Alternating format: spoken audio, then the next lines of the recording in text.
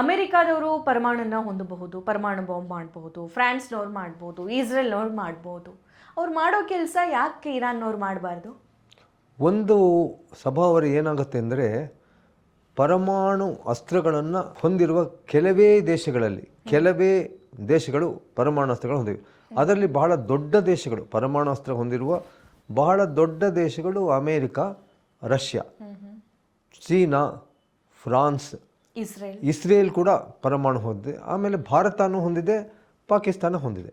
ಈಗ ನಿಮಗೆ ನೆನಪಿರಲಿ, ಮೊನ್ನೆ ಭಾರತ ಪಾಕಿಸ್ತಾನ ನಡುವೆ ಯುದ್ಧ ಆದಾಗ ಪಾಕಿಸ್ತಾನ್ ತನ್ನಲ್ಲಿರುವ ಪರಮಾಣು ಬಾಂಬನ್ನು ಭಾರತದ ಮೇಲೆ ಪ್ರಯೋಗ ಮಾಡಬೇಕು. ಈ ರೀತಿ ಲಂಗು ಲಗಾಮಿಲ್ಲದೆ ತಮ್ಮಲ್ಲಿ ಪರಮಾಣು ಬಾಂಬ್ಗಳನ್ನು ಇಟ್ಕೊಂಡು ಇನ್ನೊಬ್ಬರ ಮೇಲೆ ಅವರು ಪ್ರಯೋಗ ಮಾಡಿದರೆ ಪ್ರಪಂಚ ಎಲ್ಲಿ ಹೋಗುತ್ತೆ ಅಂಥೇಳಿ ಕೇವಲ ಅಮೆರಿಕಕ್ಕಷ್ಟೇ ಅಲ್ಲ, ವಿಶ್ವದ ಬೇರೆ ಬೇರೆ ದೊಡ್ಡ ದೇಶಗಳಿಗೆ ಅದರ ಮೇಲೆ ವರಿ ಇದೆ. ಬಟ್ ಈಗ ವಿರೋಧಿಸ್ತಾ ಇರೋರು ಆಲ್ರೆಡಿ ಪರಮಾಣು ಬಾಂಬ್ ಹೊಂದಿರೋರೆ ತಾನೆ? ಹೌದು, ಅವರೇನಂತಾರೆ, ಈಗ ನಾವು ಭಾರತ ಕೂಡ ಪಾಕಿಸ್ತಾನ ಪರಮಾಣು ಬಾಂಬ್ ಹೊಂದಿದ್ದನ್ನು ವಿರೋಧಿಸಿದ್ವಿ. ಯಾತಕ್ಕೆ ವಿರೋಧಿಸಿದ್ವಿ ಅಂದರೆ, ಅಕ್ಕಪಕ್ಕದ ದೇಶಗಳು, ಮೊದಲು ಯುದ್ಧ ಆಗೋದು ನಮಗೆ ನಿಮಗೆ ಮಧ್ಯ, ಅಕ್ಕಪಕ್ಕದ ದೇಶಗಳ ಮಧ್ಯ. ನಮ್ಮ ಹತ್ರ ಇರೋ ಪರಮಾಣು ಬಾಂಬ್ ಅವ್ರಿಗೂ ಪರಮಾಣು ಬಾಂಬ್ ಇದ್ದರೆ ಇಬ್ಬರೂ ಒಬ್ಬರನ್ನೊಬ್ಬರು ಯುದ್ಧ ಆದರೆ, ನನ್ನ ಹತ್ರನೂ ಅದೇ ಅಸ್ತ್ರ ಇದೆ, ನಿನ್ನ ಹತ್ರನೂ ಅದೇ ಅಸ್ತ್ರ ಇದೆ ಅಂತಂದರೆ ಖಂಡಿತವಾಗಿ ಯಾವುದೂ ಲಂಗು ಲಗಾಮಿಲ್ಲದೆ ಒಬ್ಬರ ಮೇಲೆ ಒಬ್ಬರು ಪ್ರಯೋಗ ಮಾಡಬಹುದು. ಆ ಕಾರಣಕ್ಕಾಗಿ ಉಪಯೋಗಿಸಬಾರ್ದು ಅಂತ ಒಂದು. ಎರಡನೇದು, ಇರಾನ್ ಒಂದು ಸ್ಟ್ರಾಟಜಿಕಲಿ ಲೊಕೇಟೆಡ್ ದೇಶ. ಅಲ್ಲಿ ಗಲ್ಫ್ ಆಫ್ ಪರ್ಷಿಯಾ ಇದೆಯಲ್ಲ, ಆಯಿಲ್ ವಿಶ್ವದ ಅರ್ಧಕ್ಕಷ್ಟು ಹಡಗಿನ ಮಾರ್ಗ ಅಲ್ಲೇನಾದರೂ ನ್ಯೂಕ್ಲಿಯರ್ ಇದು ಅಟ್ಯಾಕ್ ಆಗ್ಬಾರ್ದು. ಇಡೀ ಇದನ್ನು ವಿಶ್ವದ ಟ್ರೇಡ್ ಏನಿದೆ, ಸಿಲ್ಕ್ ರೂಟ್ ಹೇಗೆ ನಾವು ಹೇಳಿದೆ ಅದೇ ರೀತಿ ಇದು ಒಂದು ಆ ರೂಟ್ದೊಂದು ಸಿಲ್ಕ್ ರೂಟ್ ಭಾಗ ಆಗಿತ್ತು ಬೈದಿವೆ, ಅದು ಕೂಡ ಹದಗೆಡುತ್ತೆ. ವಿಶ್ವನೇ ಅಲ್ಲೋಲ ಕಲ್ಲೋಲ ಆಗುತ್ತೆ. ಹಾಗಾಗಿ ಇವರೇನು ಹೇಳಿದ್ರು, ನಾವು ಇನ್ಸ್ಪೆಕ್ಷನ್ ಮಾಡ್ತೀವಿ, ನೀವೇನು ಮಾಡ್ತಿದ್ದೀರಿ ಇನ್ಸ್ಪೆಕ್ಷನ್ ಮಾಡ್ತೀವಿ, ಇನ್ಸ್ಪೆಕ್ಷನ್ ಕೊಡಿ ಅಂದರೆ ಕೊಡಲಿಲ್ಲ.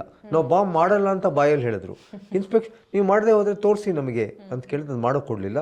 ಹಾಗಾಗಿ ಇವೆಲ್ಲ ಆಯ್ತು. ಇದು ಭಾಳ ಒಂಥರ ಕಾಂಪ್ಲಿಕೇಟೆಡ್. ನಾನು ನಿಮ್ಮ ವೀಕ್ಷಕರಿಗೆ ಅರ್ಥ ಆಗಲಿ ಅಂತ ತುಂಬ ಸರಳವಾಗಿ ಹೇಳಲಿಕ್ಕೆ ಟ್ರೈ ಮಾಡ್ತಿದ್ದೀನಿ, ಆದರೆ ಅಷ್ಟು ನಾನು ಹೇಳ್ತಿರೋ ಅಷ್ಟು ಸರಳ ಅಲ್ಲ. ಇದು ತುಂಬ ಕಾಂಪ್ಲಿಕೇಟೆಡ್ ಪ್ರಶ್ನೆ.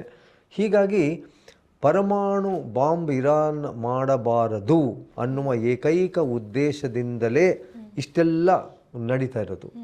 ಇವಾಗ ಅಮೆರಿಕದ ಉದ್ದೇಶ ಏನಂದರೆ, ಇರಾನ್ ದೇಶದಲ್ಲಿ ಒಂದು ಹೊಸ ಸರ್ಕಾರ ಸ್ಥಾಪನೆ ಮಾಡೋದು, ಜನರಿಂದ ಬಂದಂತಹ ಒಂದು ಡೆಮಾಕ್ರೆಟಿಕ್ ಸರ್ಕಾರ ಸ್ಥಾಪನೆ ಮಾಡೋದು, ಮತ್ತು ಅದು ಆರ್ಥಿಕವಾಗಿ ಎಲ್ಲ ರೀತಿಯಲ್ಲಿ ಸಾಮಾಜಿಕವಾಗಿ ಬೆಳವಣಿಗೆ ಆಗೋಕ್ಕೆ ಮಾಡಬೇಕು ಅನ್ನೋ ಒಂದು ಉದ್ದೇಶ ಅಂತ ಟ್ರಂಪ್ ಅವರು ಹೇಳ್ತಾ ಇದ್ದಾರೆ.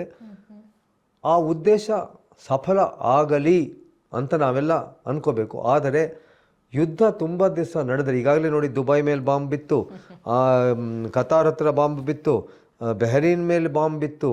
ಈ ರೀತಿ ಆಗ್ತಾ ಹೋದರೆ ನಮ್ಮಲ್ಲಿ ತುಂಬ ದೊಡ್ಡ ತೊಂದರೆ ನಮಗಾಗುತ್ತೆ. ಯಾಕೆಂದರೆ ಇರಾನಿಂದ ಆಯಿಲ್, ಪೆಟ್ರೋಲಿಯಂ ಪ್ರಾಡಕ್ಟ್ಗಳನ್ನು ಭಾರತ ಬಹಳ ಖರೀದಿ ಮಾಡ್ತೀವಿ. 97% ನಾವು ಅವ್ರ ಮೇಲೆ ಅವಲಂಬಿತರಾಗಿದ್ದೀವಿ. ನಾವೀಗ ನಾಳೆ ದಿವಸ ನಮ್ಮ ಪೆಟ್ರೋಲ್ ಬೆಲೆ ಏನಾಗುತ್ತೆ ಯೋಚನೆ ಮಾಡಿ.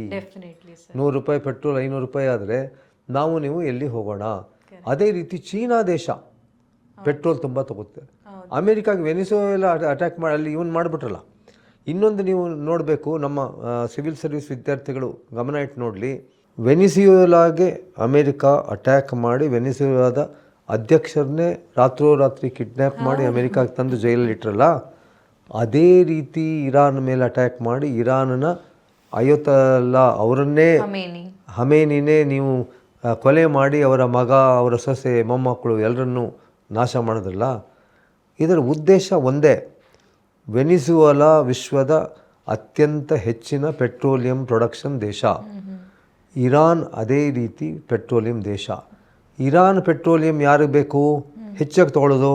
ಇಂಡಿಯಾ ಅಲ್ಲ, ಚೀನಾ.